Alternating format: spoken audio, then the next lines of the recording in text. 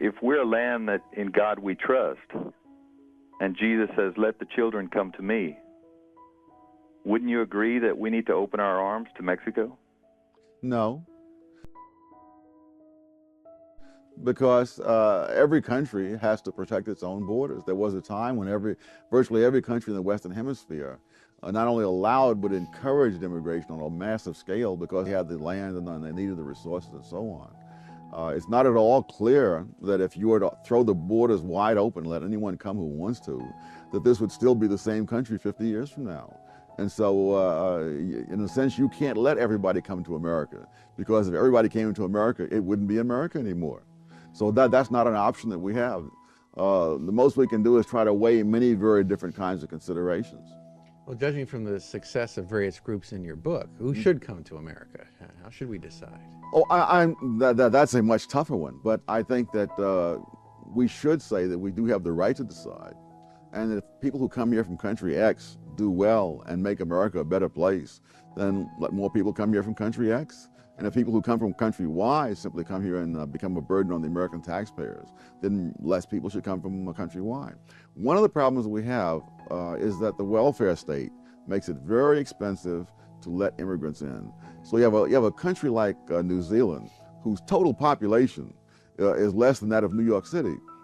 And they have all kinds of barriers against immigrants. They've got 60 million sheep there and 3 million people, and vast amounts of empty land. But the point is, once you put your foot on New Zealand soil, you're entitled to all kinds of benefits at the expense of the taxpayers. And therefore, the taxpayers don't want you. So it's not just a question of the number of people in the land, it's a question of what kind of system do you have. And one of Germany's problems, one of the reasons for the great hostility to immigration in Germany, is that they are a welfare state. If this was a place where you come in and it's up to you to support yourself, I suspect you'd have a lot less resistance to immigration. Quote, when only 2% of immigrants from Japan to the United States go on welfare, while 46% of the immigrants from Laos do, there is no single pattern that applies to all immigrants. Everything depends on which immigrants you're talking about and which periods of history. Okay, here's the assignment. The period is today, and the immigrants we're talking about are the roughly 11 million, that seems to be the best estimate, roughly the 11 million who are in this country illegally, overwhelmingly from Mexico. President Obama has issued an executive order protecting about 5 million of them from deportation and other legal penalties. A humane act. Well, see, one of the things about the immigration debate is they talk about immigrants in the abstract, and there are no immigrants in the abstract, as that passage indicates.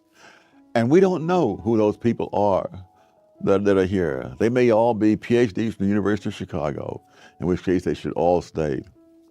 Or they may in fact be people who majored in sociology at Berkeley, in which cases get them all out of here as soon as possible.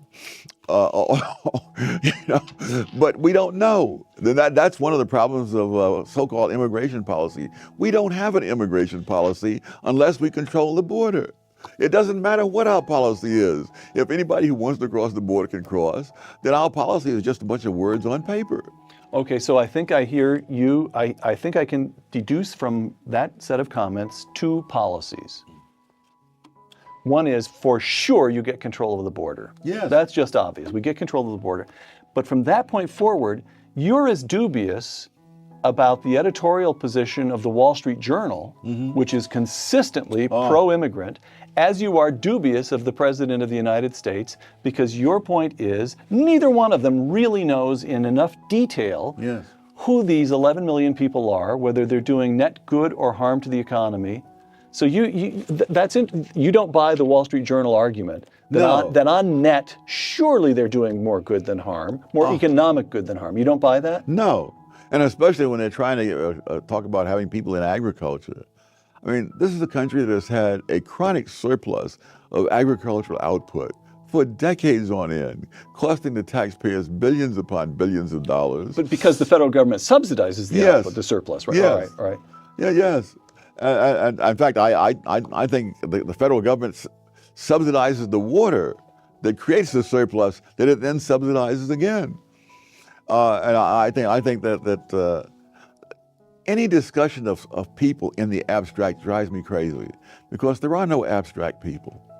100 years ago, people understood that. And so when there was a debate about immigration, there was a multi-volume set of tomes about the characteristics of the immigrants from various countries. How do their kids do in school? They had the guts to be picky. Yes. They said, we'll take some. Yes. But they better do us good. Yes. Okay. So what kind of debate would you like to... Congress, as I mentioned a moment ago, has just fallen to the control of Republicans, both houses. Republicans aren't going to be able to move much legislation because the president can still veto it. What kind of debate should they have? What kind of hearing should they hold on immigration? They should find out what kind of people, how are the people that we know about now, how are their kids doing in school? What is their crime rate? What is their disease rate? All those things, that matters. You know, they brought out all these kids and I said, these are just kids. Well, you know, kids do grow up and they have other kids. We don't know. Maybe that's a good thing. Maybe it's a bad thing. We don't have a clue.